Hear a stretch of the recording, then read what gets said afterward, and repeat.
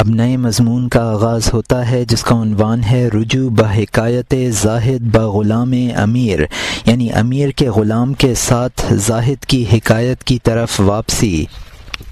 پھر تجھے خود ہوش کہاں اور عقل کہاں ہے تاکہ تو شراب پیے اے عقل کے دشمن، تیرا چہرہ بہت حسین ہے نیل بھی لگا لے، حبشی کے چہرے پر نیل مذاق ہوتا ہے، اے گمراہ تیرے اندر نور ہی کب آیا ہے کہ تو شراب پیے اور ظلمت کا طالب بن جائے۔ سایہ تلاش کرنے کا قاعدہ دن میں ہے، تو ابر والی رات میں سایہ کا طالب بنا ہے۔ اگر وہ شراب عوام کی خوراک کے لیے حلال ہے، دوست کے طلبگاروں کے لیے حرام ہے۔ یہاں مترجم نے حاشیے میں لکھا ہے کہ زاہد کے قصے کی طرف رجوع کیا ہے۔ حسین چہرے پر نظر بد سے بچانے کے لیے ماتھے پر نیل لگا دیا جاتا ہے۔ اب اگر کوئی بدصورت نیل لگائے تو اس کا مزید مذاق بنے گا۔ شراب اگرچہ عوام کی تقویت کے لیے حلال ہے، لیکن نفس کی لذت کے لیے حلال چیز بھی پرہیزگاروں کے لیے ممنوع ہوتی ہے۔ اور یہاں حاشیہ ختم ہوتا ہے۔ عاشقوں کی شراب خون دل ہوتا ہے، ان کی نگاہ راہ اور منزل پر رہتی ہے، ایسے راستے اور خوفناک جنگل میں، اور اے عقل کے رہنما سینکڑوں گہن میں، تو رہنماؤں کی آنکھ میں دھول جھونکتا ہے، قافلے کو تباہ اور گمراہ کرتا ہے۔ جو کی روٹی بھی حرام اور باعث افسوس ہے۔ نفس کے سامنے بھوسی کی روٹی رکھ، اللہ تعالیٰ کے راستے کے دشمن کو ذلیل کر، چور کے لیے ممبر نہ بچھا، سولی پر چڑھا، تو چور کے ہاتھ کاٹ ڈالنے کو پسند کر، اگر تو کاٹنے سے عاجز ہے اس کے ہاتھ باندھ دے، اگر تو اس کے ہاتھ نہ باندھے گا وہ تیرے ہاتھ باندھ دے گا، اگر تو اس کا پاؤں نہ توڑے گا وہ تیرا پاؤں توڑ دے گا۔ تو دشمن کو شراب اور گنا دیتا ہے کس لیے؟ کہہ دے زہر پیے اور خاک پھانکے۔ اس نے غیرت سے ٹھلیا پر پتھر مارا اور توڑ دیا، اس غلام نے دوسری ٹھلیا پھینک دی اور زاہد سے بھاگ گیا۔ یہاں مترجم نے حاشیے میں لکھا ہے کہ عاشق شراب کے بجائے خون دل پیتے ہیں اور وہ راہ و منزل کی فکر میں لگے رہتے ہیں، ان کو عیش پرستی کی فرصت کہاں ہے۔ خوفناک راہ طریقت خوفناک راستہ ہے، اس میں تو بہت سے حواس کی ضرورت ہے۔ عقل جب شراب کے گہن میں ہو تو کیا رہنمائی کر سکتی ہے؟ مدہوش کی عقل کیا رہنمائی کرے گی؟ وہ تو قافلے کو گمراہ کر دے گی۔ اگر جو کی روٹی سے بھی حظ نفس حاصل ہو تو بھوسی کی روٹی کھانی چاہیے۔ راہ خدا کا دشمن نفس ہے، اس کو ہر وقت ذلیل رکھ، اس کی عزت نہ کر، پھانسی پر چڑھا دے۔ چور کا ہاتھ کاٹنا چاہیے، یہ ممکن نہ ہو تو ہاتھ باندھ دینے چاہیے۔ اگر تو نے چور کو آزاد چھوڑا تو وہ تجھے تباہ کر دے گا، اس کو راحت سے کیوں رکھتا ہے؟ اور یہاں حاشیہ ختم ہوتا ہے۔ اب نئے مضمون کا آغاز ہوتا ہے جس کا عنوان ہے رفتن امیر خشم آلودہ برائی گو شمال زاہد، یعنی امیر کا غصے میں بھرا کر زاہد کو سزا دینے کے لیے جانا۔ وہ غلام امیر کے سامنے پہنچا، اس نے اس سے کہا شراب کہاں ہے؟ اس نے ایک ایک کر کے اس کے سامنے قصہ کہہ دیا۔ امیر آگ جیسا ہو گیا اور سیدھا اٹھا، بولا دکھا زاہد کا گھر کہاں ہے تاکہ میں اس بھاری گرس سے اس کا سر توڑ دوں، وہ سر جو بے عقل اور بخطا کا ہے۔ یہاں مترجم نے حاشیے میں لکھا ہے زاہد کو غیرت آئی اور اس نے شراب کی ٹھلیا پر پتھر مارا۔ غلام بھاگا بھاگا امیر کے پاس پہنچا اور اس نے سارا قصہ سنا دیا۔ اور یہاں حاشیہ ختم ہوتا ہے۔ وہ بھلائی کا حکم کرنا کیا جانے، کتے پن سے نام آوری اور شہرت کا طالب ہے، تاکہ اس مکر سے اپنی جگہ بنائے، تاکہ کسی ڈھب سے اپنے آپ کو نمایاں کرے۔ وہ خود ہنر نہیں رکھتا ہے بجز اس کے کہ ہما شما سے مکاری کرتا ہے۔ وہ اگر دیوانہ ہے اور فتنہ انگیز، دیوانے کی دوا بیل کا آلۂ تناسل ہے، تاکہ اس کے سر سے شیطان باہر نکل جائے۔ گدھا کہاروں کی مار کے بغیر کب چلتا ہے؟ امیر باہر نکلا اور گرز ہاتھ میں تھا۔ زاہد کے پاس آدھی رات کو ادھوری مستی میں پہنچا، غصے سے زاہد کو مار ڈالنا چاہا۔ زاہد انسان اون کے نیچے چھپ گیا۔ زاہد انسان امیر سے وہ سن رہا تھا، رسی بٹنے والوں کی اون کے نیچے چھپا ہوا۔ بولا انسان کی برائی منہ در منہ آئینہ کر سکتا ہے جس نے منہ کو سخت کر لیا ہے۔ آئینہ جیسا لوہے کا منہ چاہیے تاکہ تجھ سے کہے کہ اپنا بھدا چہرہ دیکھ۔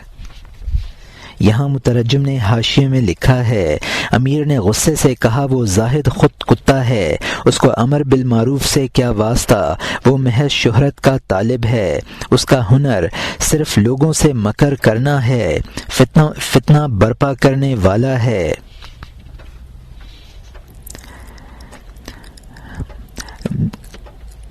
گاؤ سیل کا قصیب سکھا کر اس کا درہ بنا لیا جاتا ہے۔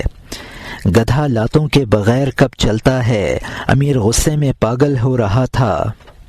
زاہد بھاگ کر اون کی رسی بانٹنے والوں کے اون میں چھپ گیا اور وہاں امیر کی بری بھلی باتیں سنتا رہا۔ زاہد نے اپنے دل میں کہا کہ کسی کے منہ پر برائی کرنے کے لیے آئینہ کا سا لوہے کا چہرہ ہونا چاہیے تاکہ مار کھا سکے۔ آئینہ لوہے سے بنتا تھا۔ اور یہاں حاشیہ ختم ہوتا ہے۔ اب نئے مضمون کا آغاز ہوتا ہے جس کا عنوان ہے حکایت مات کردنے دلقق سید شاہ ترمز را، یعنی ایک مسخرے کی سید شاہ ترمز کو مات دینے کی حکایت۔ بادشاہ نے مسخرے کے ساتھ شطرنج کی بازی لگائی، اس نے اس شاہ کو مات دے دی۔ بادشاہ کا غصہ جلد دوڑ پڑا، اس نے شہ کہا اور وہ متکبر بادشاہ شطرنج کا ایک ایک مہرہ اس کے سر پر مارتا تھا۔ یہاں مترجم نے حاشیے میں لکھا ہے، اس حکایت میں یہ بتایا ہے کہ مسخرے نے موزوں میں لپٹ کر بادشاہ کو شہ کہا تاکہ چوٹ سے بچ سکے۔ مسخرے نے بادشاہ کو ہرا دیا۔ ہارنے والے کی تحقیر کے لیے لفظ شہ کہہ دیا جاتا ہے۔ اور یہاں حاشیہ ختم ہوتا ہے کہ اے دیوس لے یہ تیری شہ ہے۔ اس مسخرے نے صبر کیا اور پناہ چاہی۔ امیر نے دوسری بازی لگانے کو کہا، وہ اس طرح کانپا جیسے کہ ننگا جاڑے سے۔ اس نے دوسری بازی کھیلی اور بادشاہ کو مات ہو گئی۔ شہ کہنے کا وقت اور جگہ آ گئی۔ وہ مسخرہ کودا اور گوشے میں چلا گیا۔ فوراً خوف سے 6 نمدے اپنے اوپر ڈال لیے، تکیوں کے نیچے اور 6 نمدوں کے نیچے چھپ کر لیٹ گیا تاکہ بادشاہ کی مار سے نجات پائے۔ بادشاہ نے کہا کہ ہائے تو نے کیا کیا، یہ کیا ہے؟ بولا اے منتخب شاہ، شوہ حق بات لحاف کے نیچے کے علاوہ کب کہی جا سکتی ہے؟ آپ جیسے غسیلی آگ کے استروے کے سامنے آپ ہارے اور میں شاہ کی مار سے ہارا۔ میں کپڑوں کے نیچے سے آپ کو شوہ کہتا ہوں۔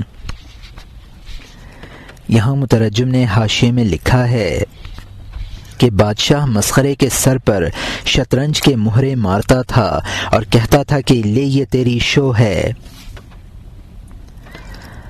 اب مسخرے کے لیے شوہ کہنے کا وقت آ گیا۔ مسخرہ بھاگ کر ایک گوشے میں 6 نمدے اپنے اوپر ڈال کر لیٹ گیا۔ بادشاہ نے دریافت کیا یہ کیا حرکت ہے؟ مسخرے نے کہا شہ شہ کہنے کے لیے نمدوں میں چھپ گیا ہوں۔ غصہ ور آدمی سے حق بات لحافوں میں گھس کر ہی کہی جا سکتی ہے، ورنہ زخم برداشت کرنے پڑتے ہیں۔ اور یہاں حاشیہ ختم ہوتا ہے۔ اب نئے مضمون کا آغاز ہوتا ہے جس کا عنوان ہے آمدن امیر بدر خانہ زاہد او بلکد کوفتن در، یعنی امیر کا زاہد کے دروازے پر آنا اور لاتوں سے دروازے کو پیٹنا۔ جب امیر کی ہا ہو سے محلہ بھر گیا، دروازے پر لاتیں مارنے سے اور پکڑ دھکڑ سے دائیں اور بائیں سے لوگ باہر نکل آئے کہ اے پیش رو، معافی اور راضی ہو جانے کا وقت ہے۔ اس کا دماغ خشک ہو گیا ہے، اب اس کی عقل بچوں کی عقل اور سمجھ سے کہ تر ہے۔ زہد اور بڑھاپا، کمزوری پر کمزوری آ گئی اور زہد میں اس کو بست حاصل نہ ہوا۔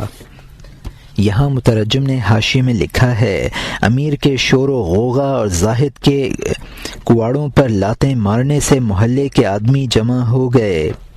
زاہد کا دماغ خشک ہو گیا ہے، ایک تو بڑھاپا، پھر زہد میں زہد جس نے اس کو مزید کمزور کر دیا، اور پھر اس پر کشادگی یعنی بست کی کیفیت طاری نہیں ہوئی ہے۔ اور یہاں حاشیہ ختم ہوتا ہے۔ اس نے تکلیف برداشت کی، ایاز کا خزانہ نہ دیکھا، کام کیے، کام کی یار کا خزانہ نہ دیکھا، کام کیے، کام کی مزدوری نہ دیکھی۔ یا تو اس کے کام میں خود جوہر نہ تھا، یا تقدیر خداوندی سے بدلے کا وقت نہیں آیا تھا۔ اس کے لیے یہ درد اور مصیبت کافی ہے کہ وہ اس خوفناک وادی میں بے کس ہے، آنکھ درد سے پر ہے اور وہ گوشہ نشین ہے، منہ بنائے ہوئے ہے، ہونٹ لٹکائے ہوئے ہے، نہ کوئی آنکھوں کا معالج ہے کہ اس کی فکر کرے، نہ اس کو عقل ہے کہ وہ سرما کی تلاش کرے، وہم اور گمان کے ساتھ کوشش کر رہا ہے، معاملہ ٹھیک ہونے تک وہ وہم میں ہے۔ اسی لیے دوست کے دیدار تک کا راستہ اس کے لیے دور ہے، کیونکہ چھلکے کے عشق سے اس کے سر میں گودا نہیں رہا۔ کسی وقت وہ خدا سے غصے میں ہے کہ اس درگاہ سے مجھے غم کا حصہ ملا ہے، اس وقت اپنے مقدر سے لڑائی میں ہے کہ سب پرواز میں ہیں اور ہم بال کٹے ہیں۔ جو شخص بو اور رنگ میں مقید ہے، اگرچہ وہ زہد میں ہے، بہت تنگ ہوگا۔ جب تک وہ اس تنگ پڑاؤ سے باہر نہ نکلے، اس کی عادت بھلی اور اس کا سینہ فراخ کب ہوگا؟ اسی لیے زاہدوں کو بست سے پہلے تنہائی میں تلوار اور استرا کبھی نہ دینا چاہیے۔ یہاں مترجم نے حاشیے میں لکھا ہے کہ زاہد نے تکلیفیں اٹھائیں اور ابھی تک کچھ فیض نہ پایا، محنت کی ہے اور ابھی تک کوئی مزدوری نہیں ملی ہے، اس کی عبادت میں اخلاص نہ تھا، عبادت تو مقبول ہوئی ہے، دوا اور اجر کا وقت نہیں آیا ہے۔ یہود کی عبادت بیکار ہے، اس زاہد کو تو اپنی ہی مصیبتیں کافی ہیں، آپ اور کیوں مصیبت میں ڈالتے ہیں؟ وہ مایوسی کی حالت میں گوشہ نشین ہے۔ کسی معاملے میں شک کی صورت میں ہو سکتا ہے کہا جاتا ہے، چونکہ ابھی اس کا اپنی ہستی سے تعلق ہے، اسی لیے مشاہدے کی منزل اس سے دور ہے۔ وہ کسی وقت تو خدا سے بھی لڑنے لگتا ہے، کسی وقت خود اپنے آپ کو برا بھلا کہنے لگتا ہے۔ جس میں خودی باقی ہے، خواہ وہ زاہد ہی کیوں نہ ہو، وہ تنگی میں رہتا ہے۔ جب تک خودی کے تنگ راستے کو فنا نہ کرے گا، اس کو بست کی کیفیت حاصل نہ ہوگی۔ بست کی کیفیت طاری ہونے سے پہلے قبض کی حالت میں بسا اوقات سالک خود کو ہلاک کر ڈالتا ہے، لہٰذا اس کو تنہائی میں کبھی تلوار اور استرا نہ دینا چاہیے۔ اور یہاں حاشیہ ختم ہوتا ہے۔ کیونکہ تنگ دل کی وجہ سے وہ اپنا پیٹ پھاڑ دے گا، ان ناکامیوں کا غصہ اور غم سے۔ اس دنیا کی نامرادیاں بھلی ہیں، مراد مندی بدمزاج اور سرکش ہے۔ یہاں مترجم نے حاشیے میں لکھا ہے، قبض کی حالت میں اس قدر دل تنگ ہوتا ہے کہ اپنی نامرادی کے رنج میں سالک اپنے آپ کو ہلاک کر دیتا ہے۔ دنیا کی ناکامی انسان کے لیے بہتر ہے، بدمزاج اور سرکش ہو جاتا ہے۔ اور یہاں حاشیہ ختم ہوتا ہے۔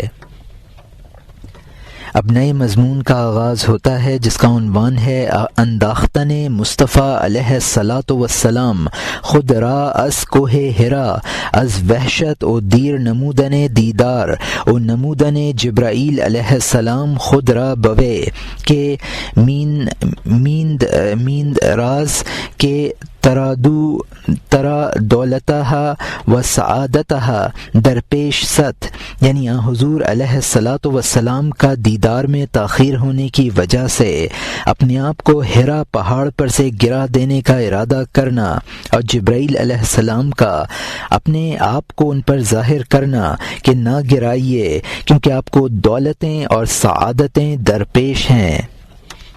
اور یہاں حاشیہ ختم ہوتا ہے۔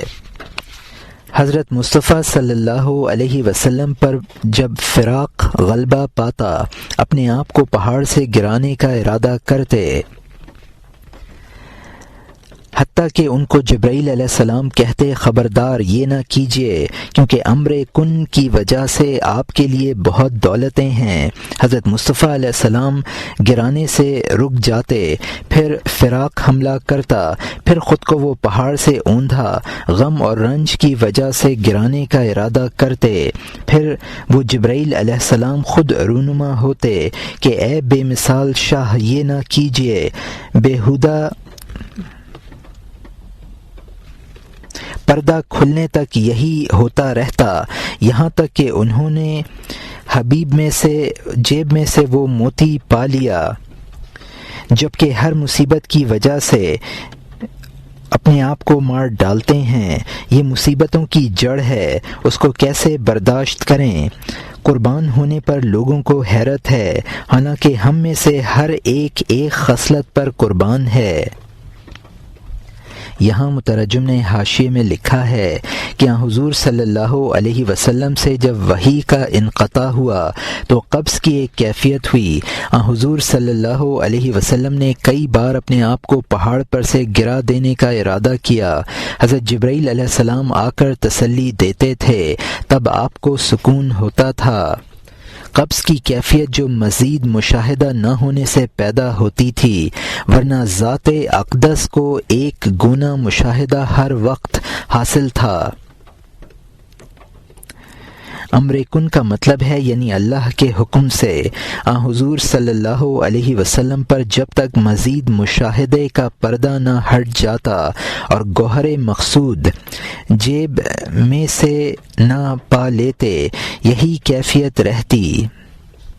انسان دنیا کی مصیبت کی وجہ سے اپنے آپ کو ہلاک کر ڈالتا ہے۔ قبض کی یہ کیفیت تو تمام مصائب کی جڑ ہے۔ انبیاء اور بزرگ جو راہ حق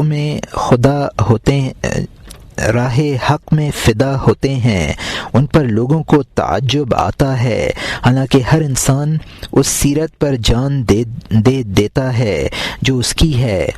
اور یہاں حاشیہ ختم ہوتا ہے۔ وہ قابل مبارکباد ہے جس نے جسم کو قربان کر دیا اس کام پر جو قربان ہو جانے کے لائق ہے۔ بہرحال مرد خدا اس فن پر قربان ہے جس میں فنا ہو جانے میں سینکڑوں زندگیاں ہیں۔ عاشق اور معشوق اور اس کا عشق ہمیشہ دونوں جہان میں نصیبہ ور اور نیک نام ہیں۔ دنیا میں ہر شخص اس فن پر قربان ہے کہ اس راہ میں عمر کا خرچ ہونا اور مر جانا ہے۔ غروبی یا شروق میں مر جانا بجا ہے کیونکہ وہاں نہ عاشق رہتا ہے نہ معشوق۔ یا کرامی ارحموا اہل الہوی شانہم ورد الطوی بعد الطوی، یعنی اے میرے مہربانوں اپنے عشق پر رحم کرو، ان کی حالت ہلاکت کے بعد ہلاکت کے گھاٹ پر اترنا ہے۔ اے امیر اس کی سختی کو معاف کر دے، اس کے درد اور بدبختی پر نظر کر تاکہ خدا تیری خطا بھی معاف کر دے، تیری لغزش کو معافی سے بھر دے۔ تو نے غفلت سے بہت سی ٹھلیاں توڑی ہیں، معافی کی امید سے دل وابستہ کیا ہے، معاف کر تاکہ بدلے میں تو معافی حاصل کر لے۔ تقدیر خداوندی سزا میں مشگافی کرتی ہے، قدر خداوندی کے نکتہ چینوں کے لیے ہوش کر۔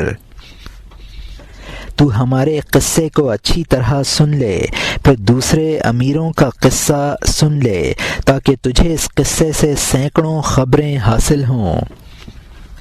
یہاں مترجم نے حاشیے میں لکھا ہے، راہ حق میں فدا ہو جانا قابل مبارکباد ہے۔ یہ راہ حق اس کی سزاوار ہے کہ اس پر بھی قربان ہو جانا چاہیے۔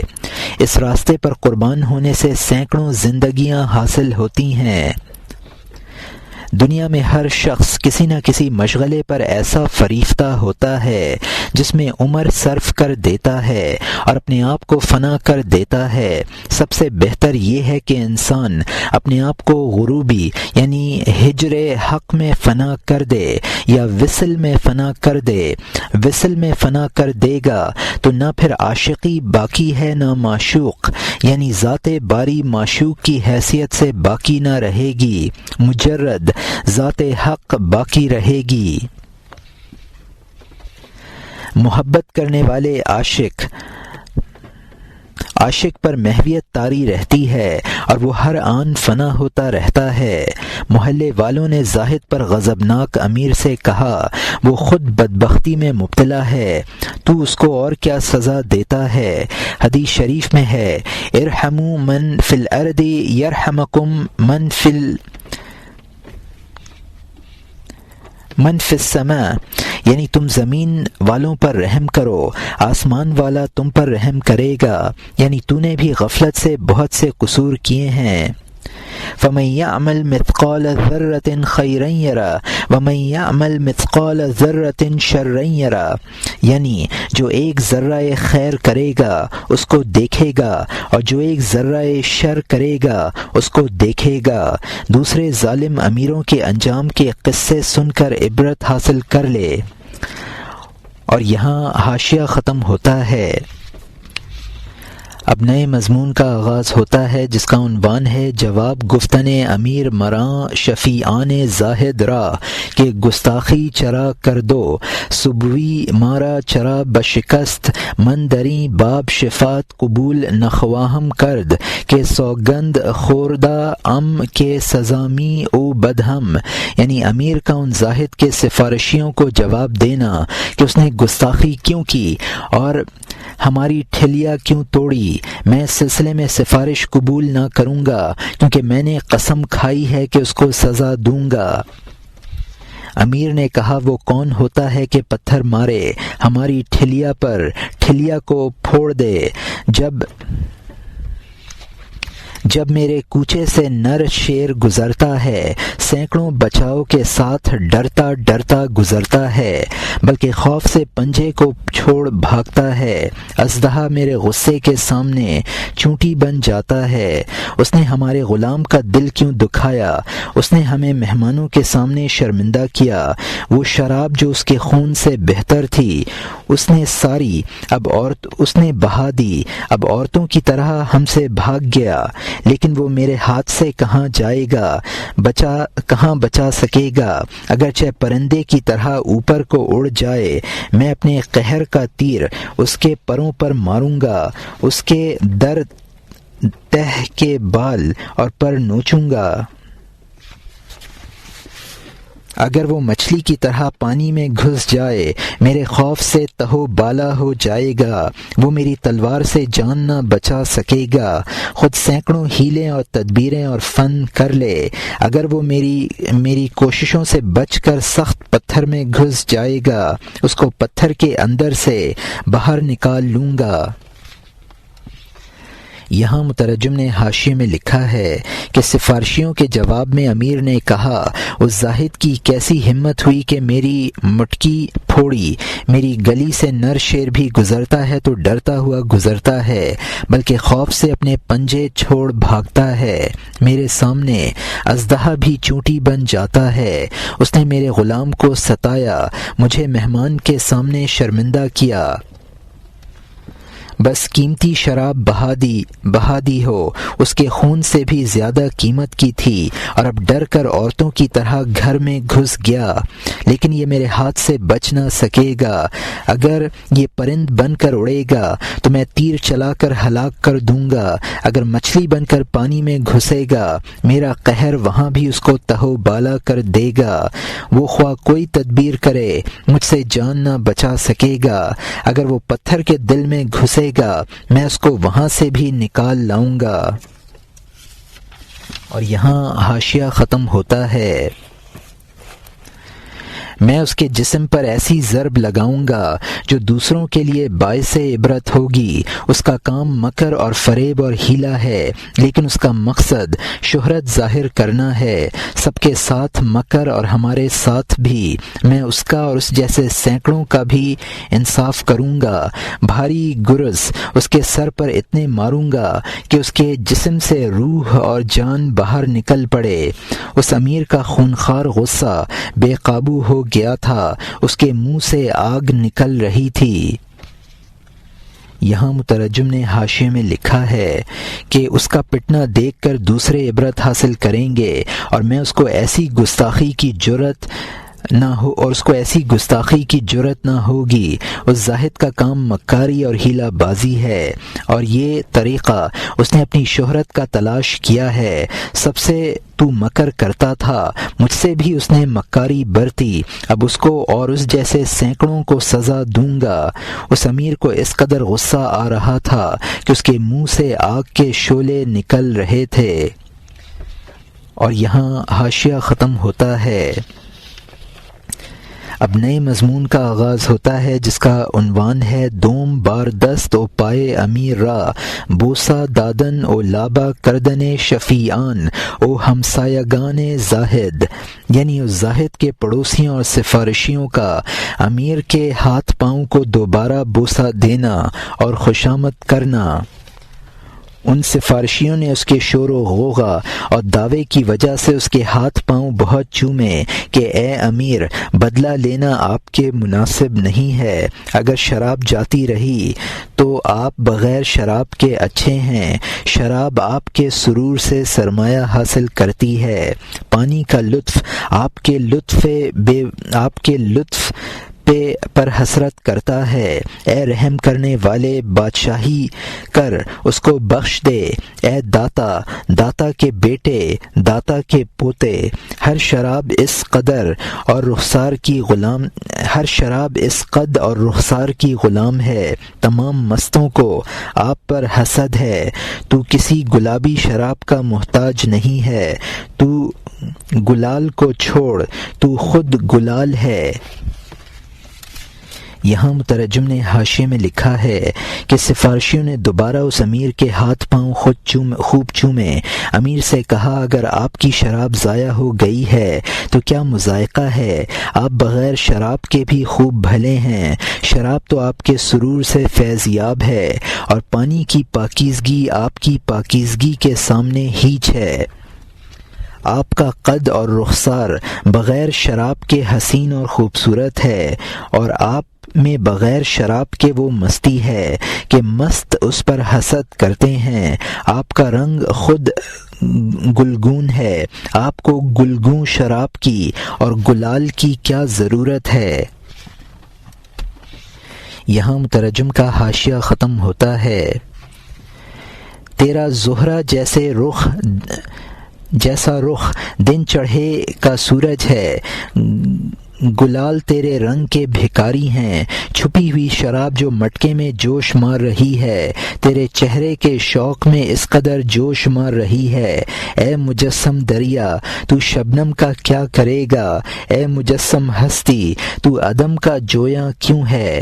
اے چمکدار چاند، تو گرد کا کیا کرے گا؟ اے وہ کہ تیرے چہرے کے سامنے سورج کا چہرہ زرد ہے۔ تو بھلا ہے اور خوبصورت، اور تو ہر بھلائی کی کان ہے۔ تو کیوں شراب کا احسان لیتا ہے؟ تیرے سر پر ہم نے مکرم بنایا کا تاج ہے۔ ہم نے آپ کو دیا آتینا کا بار تیرے سینے کا آویزہ ہے. انسان جوہر ہے اور آسمان اس کا عرض ہے. سب سایہ اور فراں ہیں اور وہ مقصود ہے. اے وہ کہ عقل اور تدبیر اور ہوش تیرے غلام ہیں. تو اپنے آپ کو اتنا سستا بیچنے والا کیوں ہے؟ تمام موجودات پر تیری خدمت فرض ہے. جوہر عرض سے کیسے مزدوری چاہے گا؟ ہائے افسوس، تو کتابوں سے علم حاصل کرتا ہے. تو بھوسی کے حلوے سے لطف حاصل کرتا ہے. تو قطرے میں چھپا ہوا علم کا سمندر ہے. 3 گز کے جسم میں عالم حیران ہو گیا ہے. شراب یا جمع یا سما کیا ہوتا ہے کہ تو اس سے نشاط اور نفع اندوزی چاہتا ہے؟ یہاں مترجم نے حاشیے میں لکھا ہے جبکہ آپ کا رخ خود منور ہے اور گلال آپ کے رنگ کا محتاج ہے تو آپ کو شراب درکار ہے نہ گلال. شراب میں جو جوش ہے اور آپ کے چہرے کے شوق کی وجہ سے ہے. سمندر کو قطرے کی کیا ضرورت ہے؟ آپ مجسم وجود ہیں. زاہد کو معدوم کر کے کیا کریں گے؟ آپ خود مجسم خوشی ہیں. شراب سے خوشی حاصل کر کے کیا کریں گے؟ کائنات پر انسانی فضیلت کے بیان میں قرآن پاک میں ہے وَلَقَدْ كَرَّمْنَا بَنِي آدم، اور البتہ ہم نے آدم علیہ السلام کی اولاد کو عزت بخشی ہے. قرآن پاک میں ہے إِنَّا أَعْطَيْنَاكَ الْكَوْثَرَ، بے شک ہم نے آپ کو کوثر عطا کی ہے. اگرچہ آن حضور صلی اللہ علیہ وسلم کی خصوصیت ہے لیکن یہ فضیلت آن حضور صلی اللہ علیہ وسلم کو انسان کامل ہونے کی وجہ سے حاصل ہوئی ہے. انسان بمنزلہ جوہر کے ہے اور تمام کائنات بمنزلہ عرض کے ہے. قرآن پاک میں ہے خلق لکم ما فی الارض جمیعا، جو کچھ زمین میں ہے وہ تمہارے لیے پیدا کیا گیا ہے. جبکہ انسان کے یہ فضائل ہیں تو اس کو اپنے آپ کو رائیگاں نہ کرنا چاہیے. کائنات انسان کی خدمت گار ہے. انسان کو علم لدنی حاصل کرنا چاہیے. انسان علم کا سمندر ہے، اس کو معمولی علوم میں منہمک نہ ہونا چاہیے. صوفیہ کے نزدیک انسان عالم اکبر ہے. دنیاوی لذتیں فانی ہیں. اور یہاں حاشیہ ختم ہوتا ہے. سورج ذرے سے قرض مانگنے والا کب بنا ہے؟ زہرہ انگارے سے کب مقصد کا خواہاں ہوا ہے؟ بے کیف جان کیف میں مقید ہو گئی. سورج عقدہ میں پھنس گیا، امیر افسوس ہے. سورج عقدہ میں پھنس گیا، یہ افسوس ہے. یہاں مترجم نے حاشیے میں لکھا ہے کہ انسان آفتاب ہے اور کائنات ذرات ہیں. یہ ستارہ خود چمکدار ہے. روح مجرد وہ کم اور کیف سے منزہ ہے. عقدہ وہ برج ہے جس میں پہنچ کر سورج گہن میں آ جاتا ہے. امیر نے کہا میں اس شراب کا دوست نہیں ہوں بلکہ میں شراب معرفت کا دوست ہوں. بیت کا درخت پابند نہیں ہے، ہر طرف کو جھومتا ہے. اور یہاں حاشیہ ختم ہوتا ہے. اب نئے مضمون کا آغاز ہوتا ہے جس کا عنوان ہے بعض جواب گفتن امیر مر شفیعاں را، یعنی امیر کا سفارشیوں کو پھر جواب دینا. اس نے کہا نہیں، میں اس شراب کا دوست ہوں. میں اس خوشی کے ذوق پر قانع نہیں ہوں. میں سب خوفوں اور امیدوں سے نجات پائے ہوئے ہوں. بیت کی طرح ہر جانب کو جھومتا ہوں. میں ایسا چاہتا ہوں کہ یاسمین کی طرح جھوموں، کبھی یوں کبھی یوں. بائیں اور دائیں جانب کو بیت کی شاخ کی طرح جھومتا ہوں جس کی ہوا کی وجہ سے طرح طرح کے رقص ہیں. جس نے شراب معرفت کی خوشی کی عادت ڈال لی ہو اس خوشی کو کب پسند کرتا ہے؟ اے صاحب کب؟ انبیاء اس خوشی سے اسی لیے علیحدہ ہو گئے کیونکہ وہ اللہ تعالیٰ کی خوشی میں گندھے ہوئے تھے، کیونکہ ان کی جان نے اس خوشی کو دیکھا ہے. یہ خوشیاں ان کے لیے کھیل نظر آتی ہیں جس کے لیے حقیقی نور نمودار مردار ہو گیا ہو، وہ اندھیرے اور دھوئیں پر کب قناعت کرتا ہے، اور جو شخص بھوک میں خدا کا کھانا کھائے وہ روٹی اور شوربے کی تمنا کب کرتا ہے، جو شخص گلستان میں سویا ہوا ہو وہ بے وقوفوں کی طرح بھٹی کی خواہش کب کرتا ہے۔ یہاں مترجم نے حاشیے میں لکھا ہے کہ انسان آفتاب ہے اور کائنات ذرات ہیں۔ میں ہر طرح سے آزاد ہوں۔ جس کو مانوی شراب حاصل ہو گئی وہ اس شراب سے مستی کیوں حاصل کرے گا؟ انبیاء کو مانوی شراب حاصل ہے، ان کی فطرت میں اللہ سے محبت کرنا ہے۔ حقیقی نور کے بالمقابل ہر چیز تاریک ہے۔ حدیث شریف میں ہے الجوع طعام اللہ یرزقہ بہ الصادقین، یعنی بھوک اللہ کا کھانا ہے جس کے ذریعے سچوں کو رزق دیا جاتا ہے۔ اور یہاں حاشیہ ختم ہوتا ہے۔ استسقاء کا مریض پانی سے کیسے پرہیز کرے، شرابی شراب سے کیسے دور ہو، عاشق معشوق سے کبھی سیر نہیں ہوتا ہے، کوئی بیمار طبیب سے صبر نہیں کرتا ہے، جو شخص زندہ معشوق کا دوست ہو گیا ہو وہ مردے سے بغل گیر کب ہوگا؟ اس مردے کو وہ بغل میں لے گا جس کو دنیا میں دل کا پتہ نہ چلے۔ یہاں مترجم نے حاشیے میں لکھا ہے جس طرح استسقاء کا مریض پانی سے سیر نہیں ہوتا اور شرابی شراب سے کنارہ کش نہیں ہوتا، یہی حال نور حقیقی کے عاشق کا ہے۔ اس آیت میں عالم آخرت کی زندگی اور دنیا کی مردگی بتائی ہے، اور یہاں حاشیہ ختم ہوتا ہے۔ اب نئے مضمون کا آغاز ہوتا ہے جس کا عنوان ہے تفسیر این آیا کہ وَإِنَّ الدَّارَ الْآخِرَةَ لَهِيَ الْحَيْوَانُ لَوْ كَانُوا يَعْلَمُونَ، کہ در و دیوار و عرصۂ عالم او آب و کوزہ او میوہ او درخت ہما زندہ اند او سخن گو او سخن شنو، جہت فرمودہ مصطفیٰ صلی اللہ علیہ وسلم کہ الدنیا جیفت و طالبها کلاب، اگر آخرت را حیات نبودے آخرت ہم جیفا بودے، جیفا را از برائے مردگیش جیفا گویند نہ برائے بوی زشت۔ یعنی اس آیت کی تفسیر کہ اور بے شک آخرت کا گھر وہی زندہ ہے، کاش وہ جان لیتے، کیونکہ اس عالم کے در اور دیوار اور صحن اور پانی اور پیالہ اور پھل اور درخت سب زندہ ہیں اور بات کرنے والے اور بات سننے والے۔ اسی لیے حضرت مصطفیٰ صلی اللہ علیہ وسلم نے فرمایا کہ دنیا مردار ہے اور اس کے طلبگار کتے ہیں۔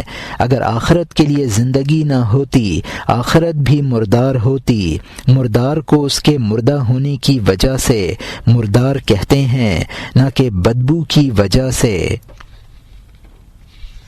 جبکہ اس جہاں کا ذرہ ذرہ زندہ ہے، وہ نقطہ کو سمجھنے والے اور بات کرنے والے ہیں۔ مردہ جہان میں اس کو راحت نہیں ہے، کیونکہ یہ چارہ چوپایوں ہی کے لائق ہے۔ جس شخص کی مجلس اور وطن چمن ہو وہ بھٹی میں شراب کب پیے گا؟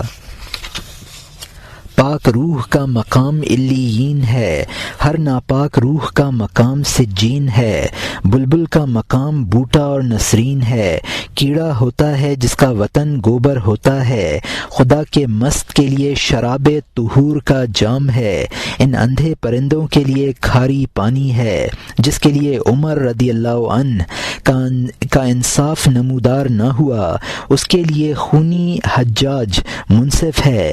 لڑکیوں کو مردہ گاڑنے میں گڑ دیتے ہیں کیونکہ وہ زندوں کے کھیل سے واقف نہیں ہیں، جبکہ جوانی کی قوت بازو نہیں رکھتے ہیں۔ بچوں کے لیے لکڑی کی تلوار بہتر ہے۔ کافر انبیاء کی تصویروں پر قانے ہیں جو کہ انہوں نے گرجا گھروں میں بنا رکھی ہیں۔ وہ جہان ہمارے لیے روشن دن کی طرح ہے، ہمیں تصویر پر سائے کی کچھ پرواہ نہیں ہے۔ ان کا ایک نقش دنیا میں بیٹھا ہوا ہے اور ان کا دوسرا نقش چاند کی طرح آسمان پر ہے، ان کا یہ منہ ہم نشین سے نکتے کہتا ہے، اور وہ دوسرا اللہ تعالیٰ کا ہم کلام اور دوست ہے۔ ظاہری کان اس افسانے کو سننے والا ہے، اس کی جان کا کان کن کے رازوں کو جذب کرنے والا ہے۔ ظاہری آنکھ انسان کے حلیے کو محفوظ رکھنے والی ہے، باطنی آنکھ ما زاغ البصر میں حیران ہے۔ ظاہری ہاتھ لین دین کرتا رہتا ہے، باطنی ہاتھ یکتا بے نیاز کے در پر ہے۔ یہاں مترجم نے حاشیے میں لکھا ہے، جنت کا اعلیٰ مقام کو علیین کہتے ہیں، اور سجین جہنم کا برا مقام ہے۔ جو خاصان خدا ہیں وہ شراب طہور پیتے ہیں۔ حجاج یوسف ثقفی کا بیٹا تھا۔ چونکہ ہمارے لیے عالم آخرت روز روشن کی طرح ہے، لہٰذا ہمیں تصاویر کی کوئی پرواہ نہیں ہے۔ تصویر نقوش سے اور عکس سے بنتی ہے۔ انبیاء کا ایک نقش دنیا میں ہوتا ہے اور ایک نقش عالم بالا پر ہوتا ہے۔ ظاہری نقش کے اعضاء دنیا کے کاموں میں ہوتے ہیں اور دوسرے اعضاء حضرت حق کے ساتھ مصروف رہتے ہیں۔ ظاہری کان انسانوں کی باتیں سنتا ہے، باطنی کان اللہ تعالیٰ کے اسرار سنتا ہے۔ وہ ظاہری آنکھوں سے انسانوں کے حلیے دیکھتے ہیں۔ ازاغ البصر یعنی حضور صلی اللہ علیہ وسلم کے بارے میں ہے کہ ان کی آنکھ نے نہ کبھی برتی اور نہ سرکشی کی، بلکہ صحیح دیکھا، یعنی اولیاء مشاہدہ حق میں حیران رہتے ہیں۔ اور یہاں حاشیہ ختم ہوتا ہے۔ ظاہری پاؤں مسجد کی صف میں صف باندھنے والوں میں ہے، باطنی پاؤں آسمان پر طواف میں ہیں، تو اس کے جز کو اسی طرح گن لے۔ یہ زمانے کے اندر ہے اور وہ وقت سے باہر ہے۔ یہ جو وقت میں ہے موت تک ہے، اور وہ دوسرا ابد کا یار ازل کا ساتھی ہے۔ اس کا ایک نام دونوں دولتوں کا ولی الدولتین ہے، اور اس کا دوسرا نام امام القبلتین یعنی دونوں قبلوں کا امام ہے۔ تنہائی اور چلہ کشی اس کے لیے ضروری نہ رہی، کوئی ابر اس پر چھانے والا نہ رہا۔ اس کا تنہائی کا گھر سورج کی ٹکیا ہے، اجنبی رات اس کے لیے کب پردہ ڈال سکتی ہے۔ بیماری اور پرہیز ختم ہو گیا، بحران نہ رہا، اس کا کفر ایمان بن گیا، ناشکری نہ رہی۔ لطف کی طرح راستی سے وہ پیشی میں پہنچ گیا، اس کا اب کوئی اپنا وصف نہ رہا، وہ اپنی عادتوں کے لباس سے برہنہ ہو گیا۔ ننگی جان کے ساتھ اپنی جان بڑھانے والے کی جانب روانہ ہو گیا۔ جب یکتا شاہ کے پاس وہ ننگا پہنچا، شاہ نے اس کو قدسی اوصاف کا لباس پہنا دیا۔ اس نے شاہ کے اوصاف کا لباس پہن لیا، کنویں سے رتبے کے محل پر اڑ کر چلا گیا۔ یہی ہوتا ہے جب تلچھٹ صاف ہو جاتی ہے، تشت کی تل سے تشت کے اوپر تشت کی تلی سے تشت کے اوپر آ جاتی ہے۔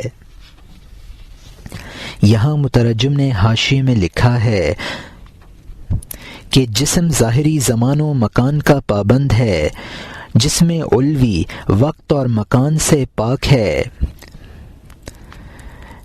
جسم علوی ابدی اور ازلی ہے۔ جس طرح اس کے دو جسم ہیں، اسی طرح نام بھی دو ہیں، ولی الدولتین یعنی دنیا اور آخرت کی سلطنت کا والی، اور امام القبلتین یعنی بیت اللہ اور بیت المقدس کا امام۔ اب اس کو نہ تنہائی کی ضرورت ہے نہ چلہ کشی کی، وہ ہر حالت میں اللہ تعالی کے ساتھ ہے۔ دنیا اس کے لیے حجاب نہیں بن سکتی، اس کے لیے ہر وقت دن ہے، رات کی تاریکی اس کے لیے حجاب نہیں ہے۔ یعنی نہ اس میں مرض ہے نہ پرہیز کی ضرورت ہے۔ وہ اپنے اوصاف بشری سے برہنہ ہو کر بارگاہ خداوندی میں پہنچا تو حضرت حق تعالی نے اپنے اوصاف کا جامہ اس کو پہنا دیا۔ اب وہ خدائی اخلاق والا ہے۔ اب چونکہ وہ اوصاف خداوندی سے متصف ہے لہٰذا اس کے مراتب بہت بلند ہو گئے۔ جب تلچھٹ صاف ہو جاتی ہے تشت کے بالائی حصے میں آ جاتی ہے۔ اور یہاں حاشیہ ختم ہوتا ہے۔ تشت کی تلی میں وہ دردمند کیوں تھی؟ تشت کی تلی میں وہ دردمند کیوں تھی؟ خاک کے اجزاء کی آمیزش کی بدبختی کی وجہ سے۔ برے دوست نے اس کے پر و بال باندھ دیے تھے ورنہ وہ اصل میں بہت تیز تھی۔ جب انہوں نے نیچے اترو یعنی اہبتو کا عتاب برپا کیا اس کو ہاروت کی طرح الٹا لٹکا دیا۔ ہاروت یقیناً فرشتوں میں سے تھا، وہ عتاب کی وجہ سے اس طرح لٹکا دیا گیا۔ وہ اوندھا اس لیے ہوا کیونکہ وہ اصل سے دور ہو گیا۔ اس نے اپنے آپ کو سر بنایا، تنہا آگے چل دیا۔ ٹوکری نے جب اپنے آپ کو پانی سے بھرا دیکھا اس نے بے نیازی برتی اور دریا سے جدا ہو گئی۔ جب اس کے جگر میں پانی کا ایک قطرہ نہ رہا سمندر نے رحم کیا، اس کو واپس بلا لیا۔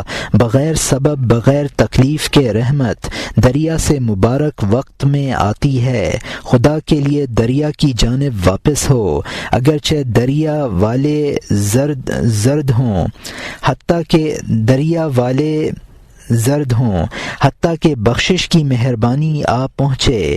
جوہر پن سے زرد چہرہ سرخ ہو جائے۔ چہرے کی زردی رنگوں میں سب سے بہتر ہے کیونکہ وہ اس ملاقات کے انتظار میں ہے، لیکن اس چہرے پر سرخی جو چمکدار ہے اس لیے آئی ہے کہ اس کی جان قانے ہے۔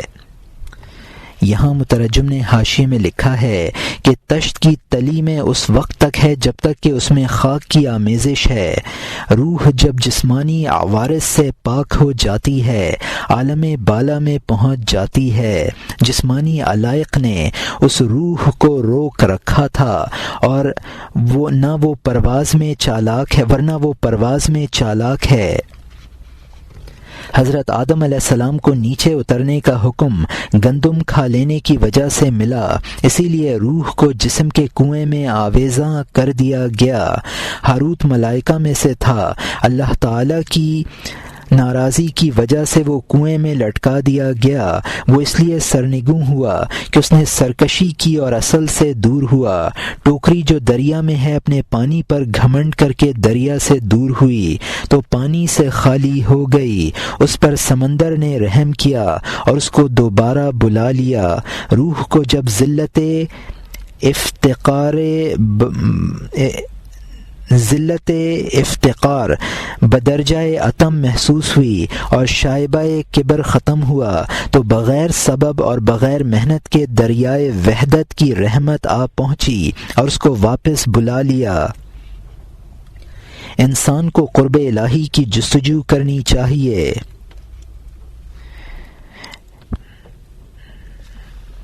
وہ چہرہ جو غم و اندوہ سے زرد ہے اس میں جوہر پیدا ہو جائے گا اور وہ سرخ رو ہو جائے گا۔ اہل اللہ کا چہرہ زرد اللہ کی ملاقات کے انتظار کی وجہ سے ہوتا ہے۔ اور یہاں حاشیہ ختم ہوتا ہے۔ کیونکہ لالچ کمزور زرد اور ذلیل کرتا ہے، وہ درد اور بیماری کا مریض نہیں ہوتا ہے۔ وہ جب بیماری کا زرد چہرہ دیکھتی ہے جالینوس کی عقل بھی حیران ہو جاتی ہے۔ جب تو نے اللہ تعالیٰ کے انوار سے طمع وابستہ کر دی، مصطفیٰ فرماتے ہیں کہ اس کا نفس ذلیل ہو گیا۔ بے سایہ نور پاکیزہ اور بلند ہے، جالیدار سایہ چھلنے والا ہے۔ عاشق ننگے بدن کے خواہاں ہیں، نہ مردوں کے لیے کیا کپڑا کیا بدن۔ وہ روٹی اور خوان روزے دار کے لیے ہے، بڑی مکھی کے لیے کیا شوربہ کیا چولہا۔ یہاں مترجم نے حاشیے میں لکھا ہے جو مزید درجات کے لالچ میں رہتے ہیں وہ لاغر اور زرد رو رہتے ہیں۔ اہل اللہ کے چہرے کی زردی درد اور بیماری کی وجہ سے نہیں ہوتی ہے، اہل اللہ کے چہروں کی زردی جبکہ کسی بیماری کی وجہ سے نہیں ہے تو اتباع ظاہری اس سے حیران ہوتے ہیں۔ جب سالک اللہ تعالیٰ کے انوار سے اپنی طمع وابستہ کر دیتا ہے تو اس کے نفس کو ذلت حاصل ہوتی ہے۔ جب بشری صفات بالکل فنا ہو جاتی ہیں تو سالک کو نور بے سایہ حاصل ہو جاتا ہے، اور اگر صفات بشری کچھ باقی رہتی ہیں تو نور بے سایہ حاصل نہیں ہوتا ہے، بلکہ ایسا نور حاصل ہوتا ہے جیسے کہ چھلنی میں سے گزر کر نور آئے، اس میں کچھ نور ہوگا کچھ سایہ ہوگا۔ جو عاشق ہیں وہ بالکل بشری صفات سے عاری ہونا چاہتے ہیں، نامرد کو اس کی کوئی پرواہ نہیں ہوتی ہے۔ جو مجاہدے کرتے ہیں وہ بشری صفات سے خالی ہوتے ہیں، تو یہ خوان نعمت ان روزے داروں کے لیے ہے۔ دنیا دار جو بڑی مکھی جیسے ہیں ان کے لیے شوربہ اور چولہا یکساں ہے، وہ انہی کو چاٹتے ہیں۔ وہ کیفیات جو سالک پر طاری ہوتی ہیں ان کو احوال کہتے ہیں۔ تیرے اوپر نئے نئے احوال طاری ہوتے ہیں، یعنی جو کیفیات سے حاصل ہو چکی ہیں۔ اپنی اچھی کیفیات کی بات سنا، کوشش شش جہات اور پنج حواس کی باتوں پر خاک ڈال۔ اور یہاں حاشیہ ختم ہوتا ہے۔